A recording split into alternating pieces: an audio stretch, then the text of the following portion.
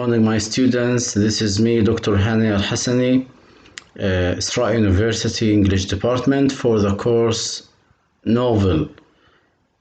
I hope all of you junior students and other students who join this course enjoy the following slides, because I arranged some slides for you. The lesson today is about 1984 novel by George Orwell. So the measure here, we have to get into this novel by knowing exact structure and some information about the writer himself and why he wrote this novel, for what cause, and we have to know also some characters just in case to introduce it in the following videos. So here let's move to the introduction and the background of the writer.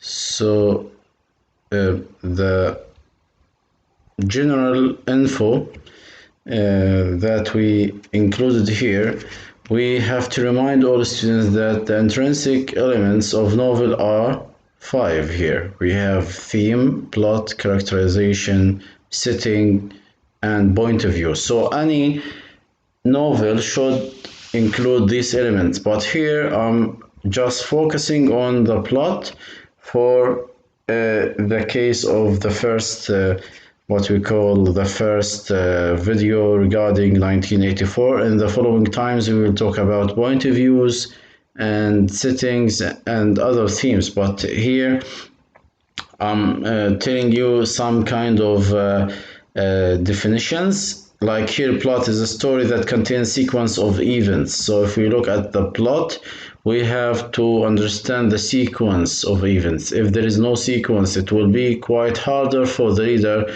to trace that story, because there is no exact line for it. So the plot decided by 3 essential elements: events, conflict, and climax. We have 3 elements, and down I put some information that the criteria or the general writers or those who define it in general, like it has repeatedly referred to the term or the occurrence of events. So we have the sequence. Conflict, it means it will be actual quite important events that lead to a conflict, which somehow it's dramatic and it's between 2 forces. That's a point here. And C, climax, conflict, and the climax is paramount importance in the structure of the plot, both of which are the main elements of plot in fiction. So the climax here, it means the pivotal point that it reached by this sequence of events, and we can find and watch what happened to the 2 forces at the end by this climax.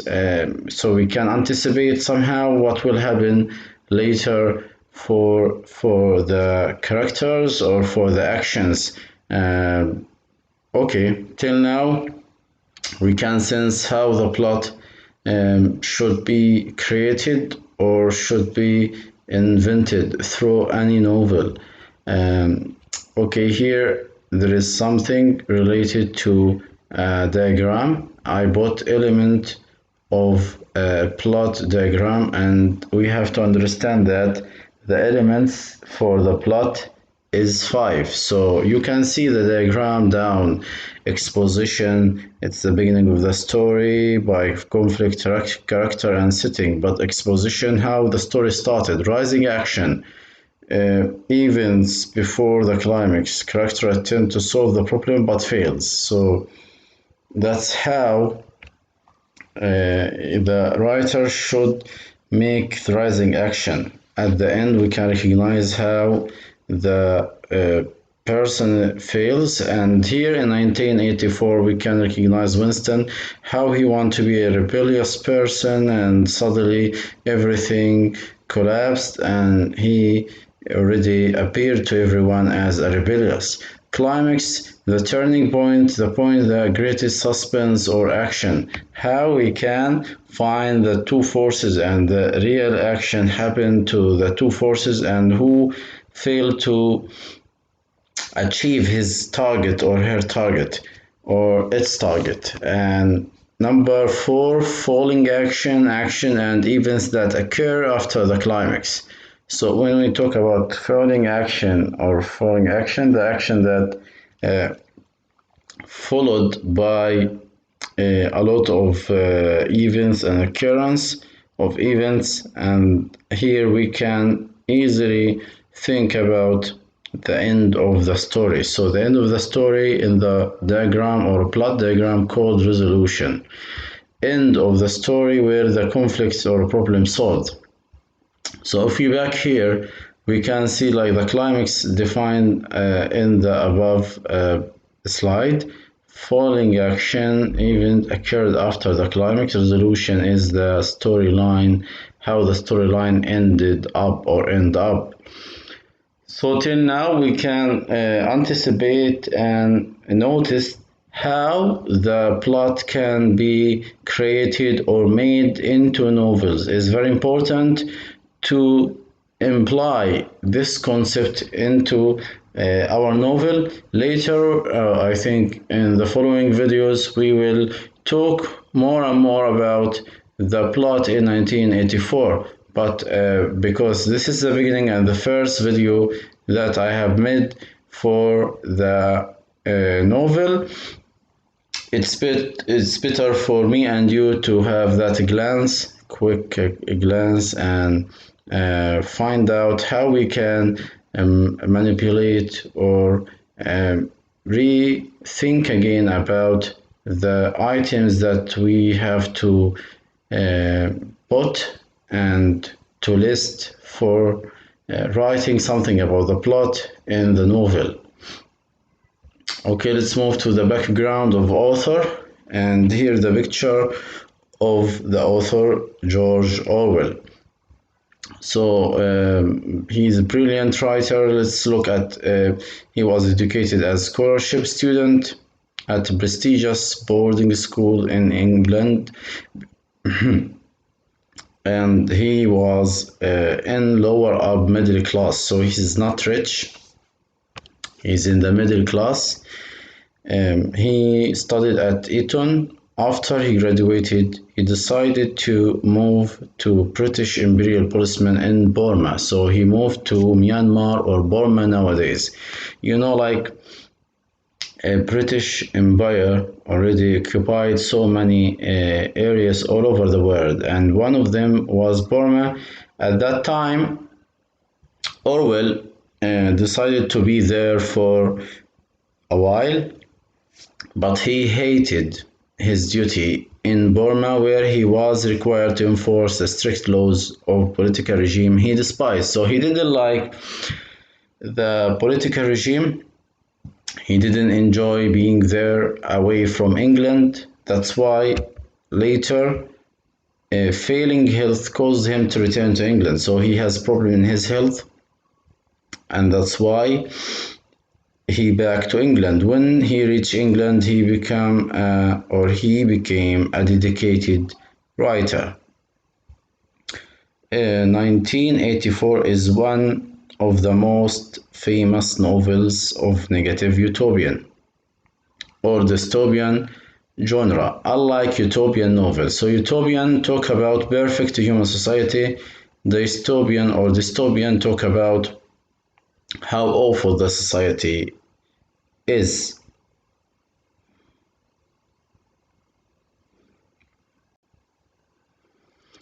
And here, after we say that is dystopian genre and it talks about how awful society is, unlike the utopia,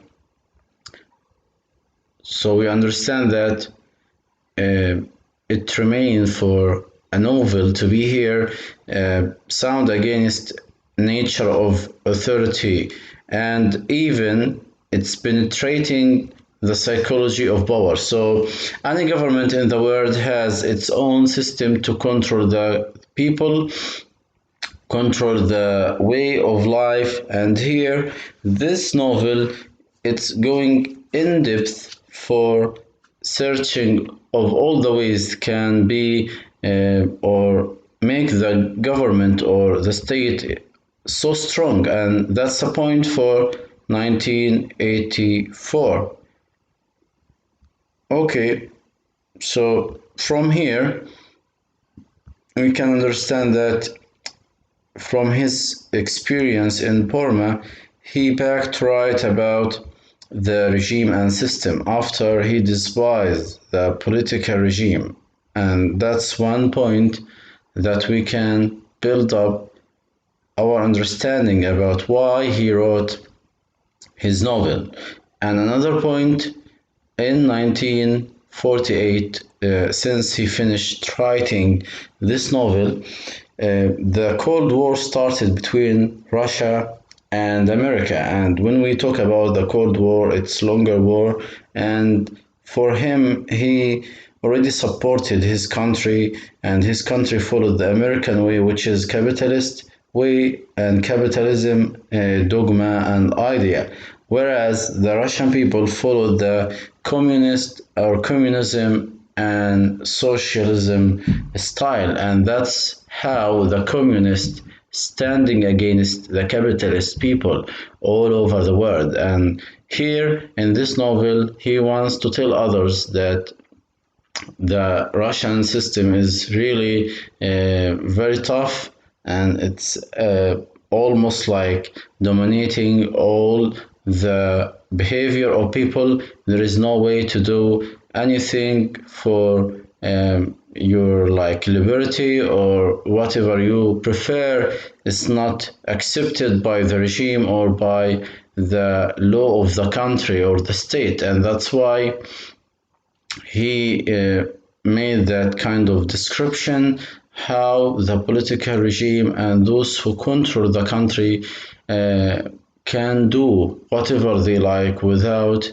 any constitution or without a law that stop them from doing that really hideous things or awful things that people later on hate. And the point that for this introduction, I want all of you to understand that this is the last work that Orwell have done in his life, because he wrote around 9 works, and this called like he didn't give the name for the novel as a novel. He called it as a book. So this is the 9th book and the final one that he completed in his life.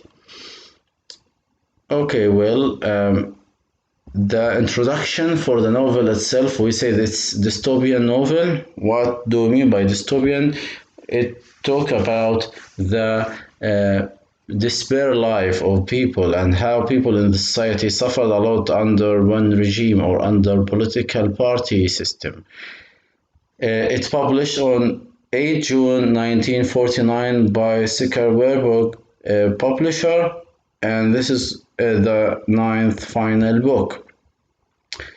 Some ideas that we have to understand that it's about one important idea which called totalitarianism, and this means the suppressive or the repressive regime. And here it's mentioned here how you are controlled by a government or a state or a group of people who already dominated your place or your country. A mass surveillance here. When we talk about mass surveillance, we talk about the at the moment, like in 2020, we have internet, we have a lot of communications, and how all of these mass communications already traced by the intelligence security. But at that time, there is no much technology as now or as today. But he anticipated it, and he really succeeded in finding out a way how to tell others that there will be a mass surveillance in the future. So repressive regime of people, how the regime or the political system can change and control the behavior of people. And in this novel, we also have to understand the social classes in the community that a novel has chosen. It's about three types or three kind of people. One, who are an inner party, and those who enter the inner party, it means they are very skillful people and very secretive. No one can expect who are they and where people can find them. And there's outer people, those who are just in the party because they work in the government or they work in a place that belong to the government or the state, so they just stay outer, and maybe because they didn't show their loyalty for the party, and that's why they stay outer. And rules, those public people who just live in that community without thinking about anything. They don't think too much, but they just follow anything the state asks them to do. Number five, Word in 1984 novel lived in a perpetual war. So in this novel we can recognize something about perpetual war, and later we'll talk about Oceania, Eurasia, and East Asia. Omniscient government surveillance or omnipresent government surveillance, that's the idea that we mentioned above. Historical negationism, and how we can find falsification about the history and propaganda that belong to UK or Great Britain. UK in the novel here called Oceania, which is already under totalitarian regime. And here you mean like Orwell tried to tell others that totalitarian means it's very, very tough and hard condition that people live into. And in Oceania also there is a new speak language. It means people have their own way to speak the language, and here it already indexed in the appendix. So the novel has around 23 chapters. At the end of the chapters you can find one section which called the new speak or INGSOC, the INGSOC book or new speak language. Number 7 here, the party brutally expelled out or purge out anyone who doesn't fully conform to the regime. It means if you live in that community, you have to conform and you have to show loyalty to regime. If not, the thought police will follow you by constant surveillance, which called telescreens and telescreen two-way televisions. In every party or every apartment and in every place in that state, there will be a telescreen, cameras, and hidden microphones. And all of these technologies it used for following and tracing your actions, or even when you write something you have to write it in front of telescreen. That's how they spy into any person, individual person in the community. Okay, next we have characters. I just mentioned here 4 characters, but in the novel we can find around 8 characters. We have also Goldstein and we have Syme. We have another characters which just have the minor actions or events for the novel. But the 4 here characters, you can recognize them repeatedly over and over here and there within the chapters. So let's start with the protagonist, Winston Smith. So Winston Smith is the protagonist for the whole novel. He's diligent and file worker at Ministry of Truth. So he's working at Ministry of Truth as well as he is an outer party member. So he's not an inner party, he's still an outer party member who secretly hates the party and dreams of rebellion. Winston finally accepts that he loves Big Brother. So if we follow and trace the whole chapters, in chapter 23, the last few lines, we can recognize how Winston just give up and tell O'Brien, I love Big Brother. Big Brother everywhere is already loved by him, and he showed that through the real and exact words when he said I love Big Brother, and he followed the re-education that O'Brien already taught him by telling him like 2 plus 2 equal 5, and we will later talk about it. Big Brother number 2, the leader of the party. So in this novel, people everywhere and the party put his picture everywhere. And if you ask about the exact reality or existence of his body for the party, no one can answer you. So you enjoy an intense cult of personality despite of the fact that he may not even exist. So no one can confirm or make an affirm that Big Brother is exists. So but you cannot judge or tell others about any judgment or debate for Big Brother. You have to believe that Big Brother is watching everyone and he is there. Number 3, we have Julia. Julia is a free-spirited mid-20s woman who opposes the party secretly, but in subtle ways through her love affair with the protagonist Winston. And this is considered as rebellious reasons for her. So she joined Winston Smith for his rebellious actions.